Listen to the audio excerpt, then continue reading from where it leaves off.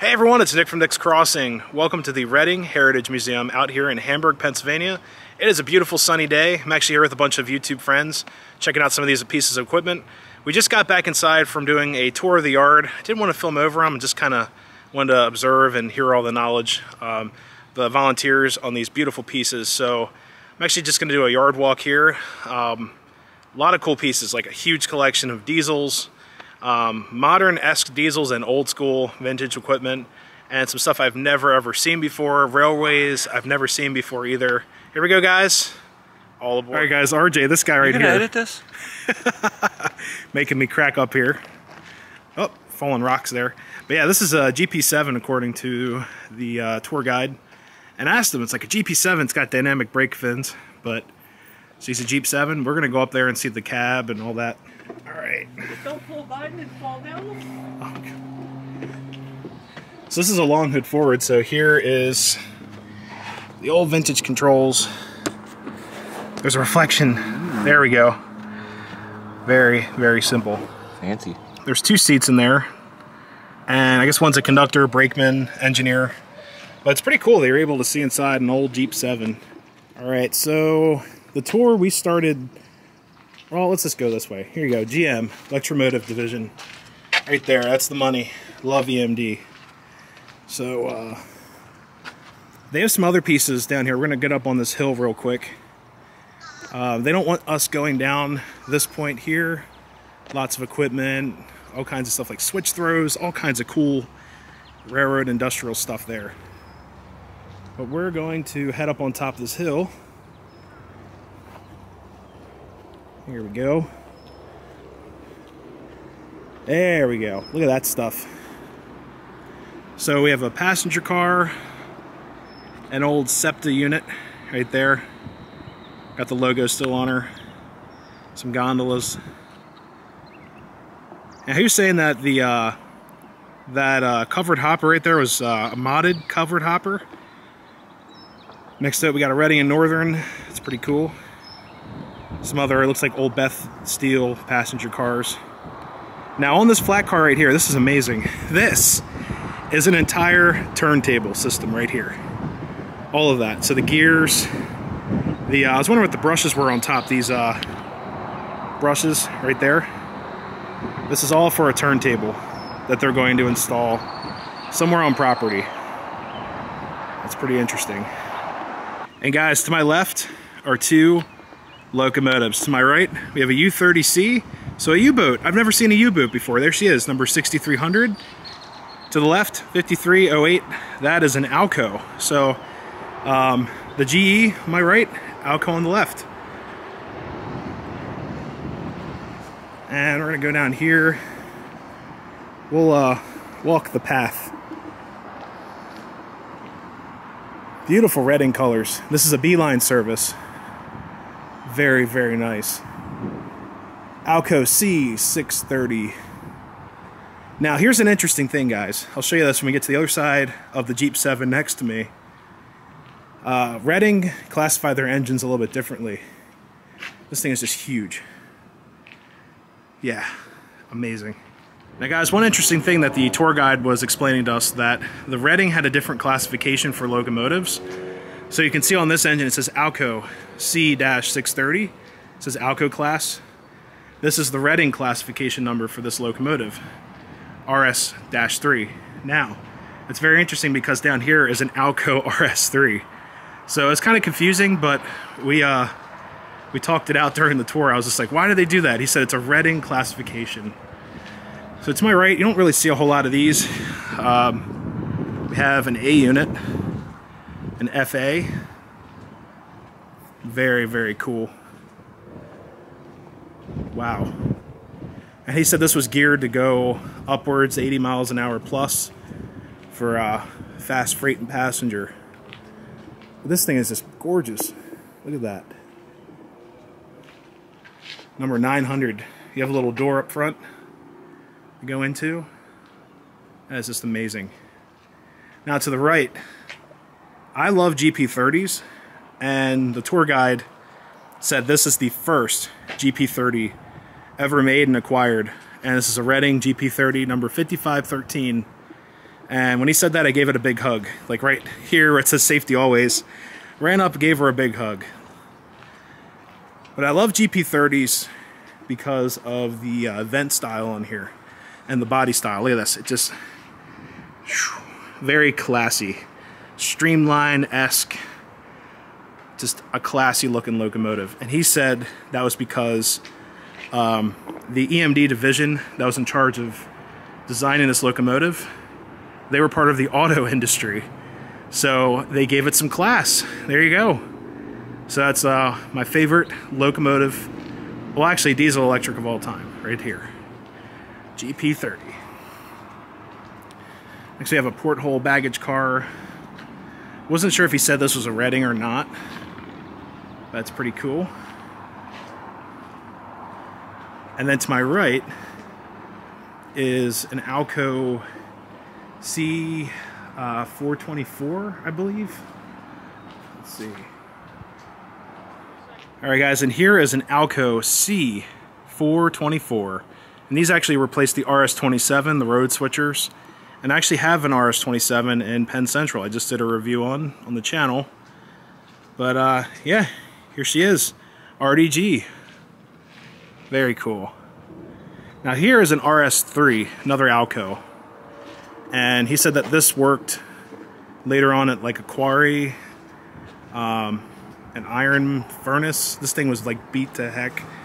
And he said it's in rough shape. It doesn't look too bad, honestly, compared to the RS unit I've seen at the B&O Railroad Museum. But yeah, beautiful locomotive. I love the safety striping on there. Just a very classic looking locomotive.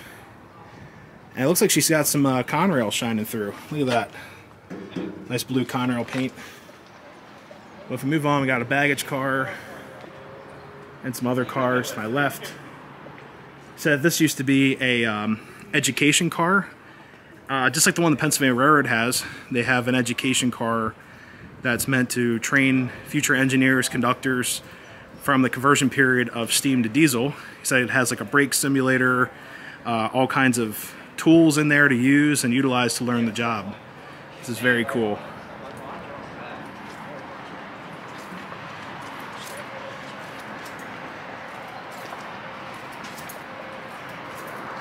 Got some other people walking around.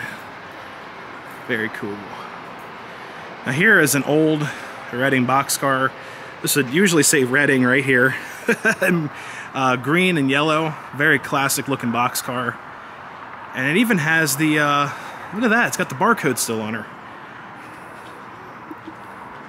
This is an identification barcode plate. Probably was used when this was with Conrail or Reading might have used them. But right here it says D&H, which is also kind of confusing. Let's see. D&H, Delaware and Hudson. So maybe a car with some long history to her. Looks pretty old. It's also converted to roller bearings right there. So before we get into this big blue thing, to my left, 1942 to 1945, this is a war production caboose. Now it's war production because it's all made of wood, so save on metal. These were lightweight cabooses meant to be cranked out during the war effort, and I'm so glad they have one. This is a great example of, you know, a significant piece of history right here, railroad history. But yeah, there you go, the Northeastern Standard Caboose, built for the Reading Railroad, 1942. She needs some TLC, but all in time. But it's pretty as is. It's got some natural weathering on her. Look at that. Very cool. Now this, to my right, I see these all the time, or at least the GP38-2s. This is a GP39, and it's CSX converted to a -2, and CSX uses these to this day on like locals and things like that. I believe they just use GP38s, and they're all acquired by the Reading. So this one day, way back when, was in that beautiful green paint scheme. And here she is, number 4317. Pretty much a brand new workhorse looking engine, probably rebuilt, retooled, It probably has PTC, all that fun stuff in her. But yeah, she's chilling out in Hamburg. She was donated to the museum. Look at that. It even has the little bit of that curved look of a GP30 up there. The huge fuel cell. Look at that. And just because we have to do it, guys, respectfully. There you go. Classic sound. Now right here we have a switcher. That thing. OE-9. I'm not sure what switcher this is. I'm assuming an NW2 by the looks of her. He didn't really talk about this one as much during the tour. But yeah, I'm gonna say it looks like an NW2 to me. Very cool. I like how it says F1, front one. Interesting. Alright guys, so we're standing right there in front of the NW2, that's what I'm calling it. And I walk down here. This is really cool. This is all fenced off. So this side of the land apparently is owned by RBM&M. That's their stuff. Reading, Blue Mountain, and Northern. And this track here belongs to the museum. So they have all kinds of cool stuff in here. And they have a passenger car. It looks like an open air car down there or something. With a Budliner just chilling there. And then to the left is another Streamline passenger car. Boxcar. Budliner. And then back here, right there, that big yellow thermos thing, that is a fireless steam engine. Those were used for like power plants that had steam being generated. They could plug into it like a thermos, fill her up, and it'd run for, I guess, several minutes or so, and then they could fill it back up to the steam plant. Then next you have this giant brown hoist with the Reading logo, but there's a Conrail snail on it right there. Look at that. Sweet. This is a auxiliary tender. That's from the early 1900s. Looks just like 425's extra tender. I call it the Dixie Cup. Got a Reading coal hopper right here. And he did say we could go back in these, so might as well check it out.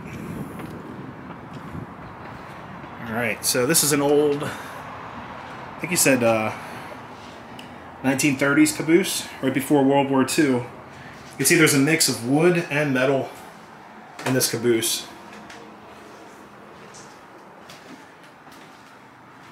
Here's the sleeper side. He said one of these doors is a restroom. I think it's this one. So this has some amenities. Up top here, you have your basically, you know, where you're looking out of the cupola. Very cool. And then down here you have tools, all kinds of things. He said this was a Texaco lubrication kit, tool kit. All kinds of other tools will be stored in here.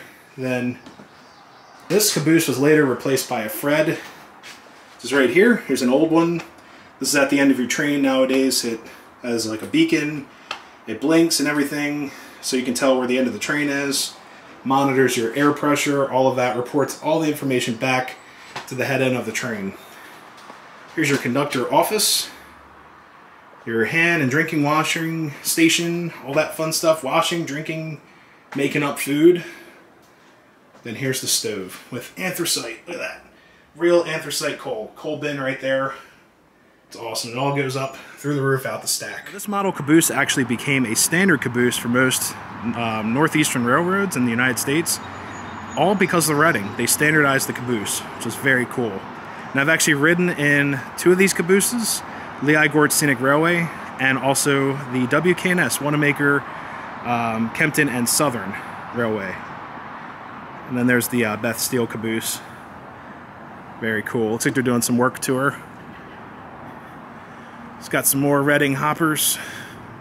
Now, to my right and to my left are two extremely interesting pieces of equipment. So we're going to start with this little guy first. It's got Conrail paint, it's got Penn Central paint, it has New York Central paint, and Jersey Transit paint. This thing, according to the museum, was owned by the New York Central It was used as a power unit, which we can safely cross these tracks. There we go. On the inside there is a giant motor. Look at that thing. And this was an extra power unit to most likely slug passenger cars underneath New York City. Look at all that Conrail paint. Ooh. There's green in there and red, all kinds of stuff. Here we're gonna cross these tracks right here. There you go. There's some relays back there. Step, I guess it's a step motor. Wow.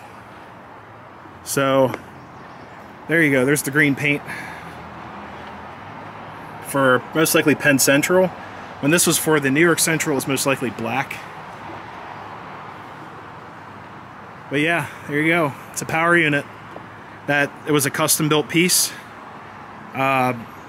It's just really cool, really gnarly looking. Has mirrors on it and everything. I guess if you're standing on it, so you can see down in the tunnels or wherever. And also, look at this. It has a hydraulic hookup. Is that what those are? Or are they starter buttons or something? Looks like some type of button. Thought they were hydraulic lines. And then there's the C, and there's the R for Conrail. Wow. Very cool. Now this behemoth to my left, this is probably one of the most interesting pieces I've ever seen. This is a Fairbanks Morse Trainmaster. Look at this thing. And they turned it into a yard slug, or a road slug. They chopped her. This would have a hood and everything. Here's a picture of what a Fairbanks Trainmaster looks like. And they, yep, they cut her out. And look, there's Norfolk Southern right there. It's kind of hard to see, but it says Norfolk Southern right there. And it's been converted into this this mutant. Wow. So guys, moving on. The tour guide actually stopped right here, and he's like, well, that yellow or orange thing there is a Baldwin. I was like, I'm going. I crossed the track and had to see her. And it's a Baldwin Switcher, which you never see. Baldwin's getting harder and harder to find. Across these tracks here.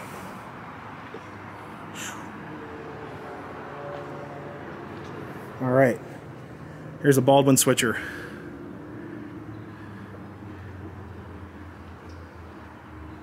Look at this thing. Now the B&O actually has a decent collection of Baldwin and some Fairbanks Morse, but this thing is just a machine. Look at that. Look at this thing. Huge. Alright guys, and this locomotive right here was used up into the 90s. It's a very early power unit. It's very cool. And actually transferred power from car to car with these bumpers up top, which is just really interesting. And the tour guide was explaining that the seats, the Reading would only allow people to ride forward, probably for safety. So that was kind of like a slogan, like Reading always move forward. But he was explaining that the seats had a lever at the bottom. The conductor could come by and hit a lever with his foot and turn all the seats around, which is just really cool. Here's the front of that power unit right here. And I like how the horn is actually like bent down. That's kind of crazy. Oh, you guys hear that? That's a train. That's the Reading Blue Mountain and Northern. There it is. Wow. Going through the valley here. Very cool. And it's getting louder. And there's someone sending out a drone. Nice. So the horn of this unit is actually angled down. That's just so cool. And if any of you guys know, what does CVMX stand for? I asked the tour guide, he wasn't sure, but he said this was a Reading car. And same with this, BAMX. How surreal is that? I'm hearing an engine on a Reading line at a Reading Railroad Museum. That is just so cool.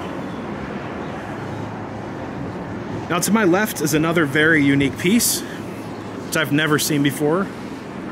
A New York Central passenger car, Streamline. Look at that. New York Central. It looks like it was kind of blue at one time, maybe like a Conrail or something, like an executive car. But how cool is that? Yeah, just a small little freight train passing through town. Got another hopper right here. And this is one of those, like, there you go. Are internal doors secured? Look at how big that question mark is. They really meant it. But yeah, huge boxcar door on this one. Wow. And this type of door is recessed, and then it pops out and then goes back. Very cool mechanism up there for that. And also has the barcode right here. Start. Finish. And then here's the other side of that. I believe this is the U-boat. And there's bees living inside the bee line service. Who would have thought that?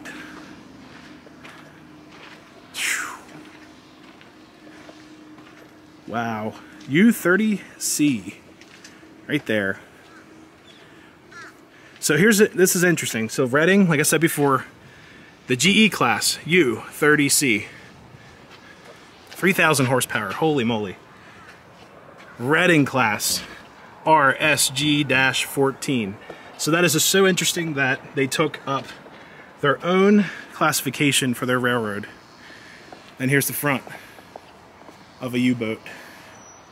Right there.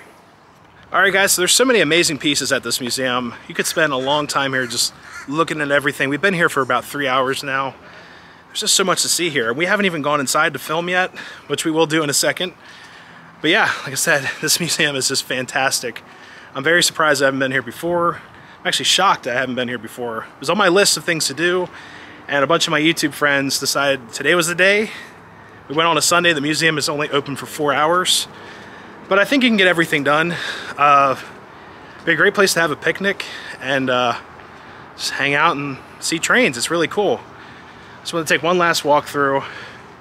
Still can't believe that is the first GP30 of all time. Right there. Right there. That's it. The first one. Right there. Amazing. So we're actually going to walk up here. I want to see the other side of the GP30. This is just so cool. Let's do a walk by. And I love that blue passenger car, or the baggage car. I'm losing it, guys. I'm foaming over this thing right here. Look at that. You can see inside of it. Wow. Just wow. And I forgot to mention too, the GP7 is also a long hood forward.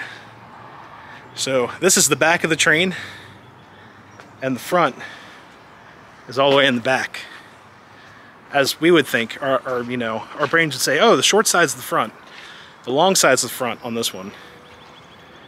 And the tour guide was explaining that was because of the steam conversion era. There it is, front. Where's the F? Gonna go back. Right here, front. Because the steam conversion era, guys were used to driving long hood forward like a steam engine. Here she is, GP7 long hood forward with dynamic brakes. That's really cool. So we're gonna head inside, get some air, check out some really cool pieces in this museum. They have, I don't know, like 4 layouts running in there. It's just really, really cool. All kinds of fun stuff. I hear it. Oh, look at that. Beautiful.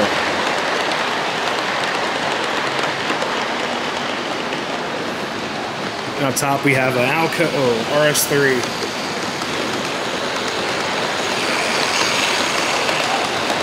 Oh, we got a meet.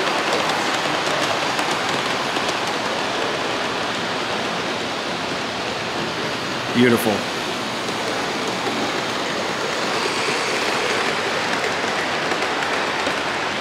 Guys, so think if you went to work every day and this is your office. Oh yeah. This is all your problem to deal with every day. And this is like the world's first cubicle right here. I'm just kidding. It's a dispatcher, or I guess yardmaster office. Lebanon Valley Junction Control Tower Console. And there it is. Look at that.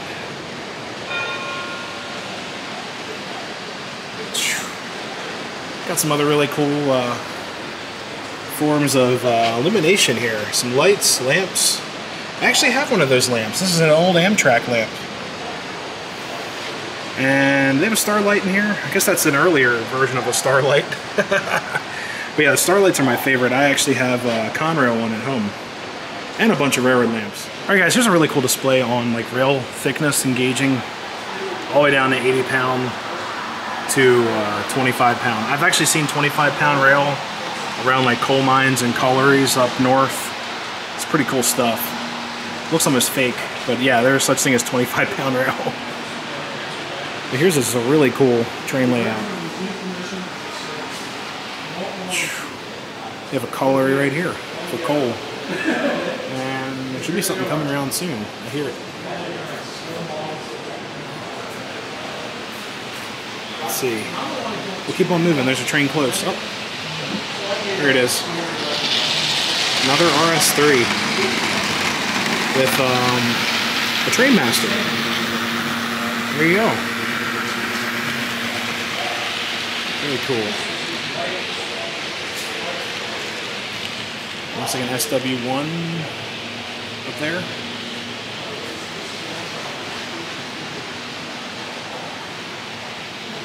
This is really well done. I love this.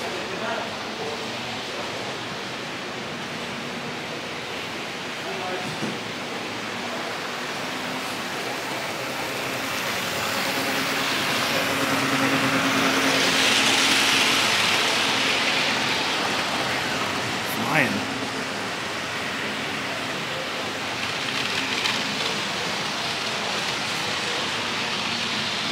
This actually reminds me of like Jim Thorpe with the station here and the mountain in the background. It's just really nice. Now to my right is actually something that's super detailed, and this is a live steam engine. It looks like a live steamer, yeah. There's your tender and everything. Wow.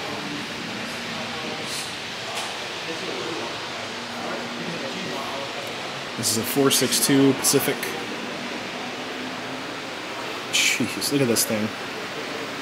Beautiful. Alright guys, we're still filming this layout. This thing is just so cool. I walked around the whole museum, and this thing is just, I don't know, it's so detailed.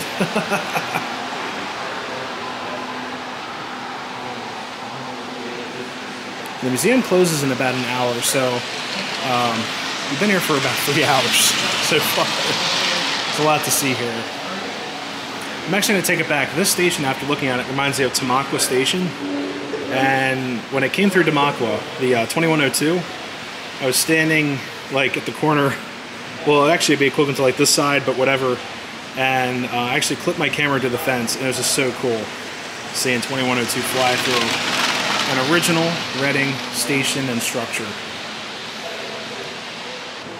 I wish I had one of these for my living room. Look at this. Alright.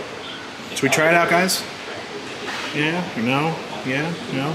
Alright, we're trying her out. Alright. Oh, she's a squeaker. This is actually a very comfortable chair.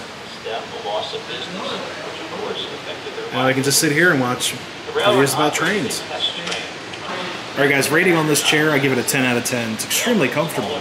It also has a footrest on the back. There you go. And also has a recliner on the side. This little latch right here. Looks like a little headlight. You can flip it back and you can recline. Oh. It's Lurch!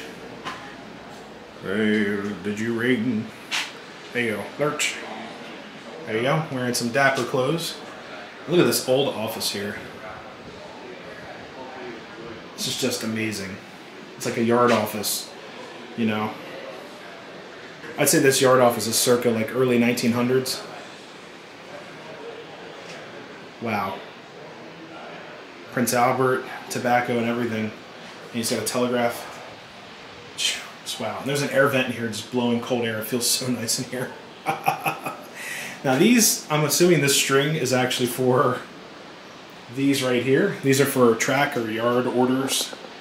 Dispatch orders. They had tie them up And as the train went by, they'd actually grab the waybill from this yoke right here. As trains are flying by, they'd lift it up.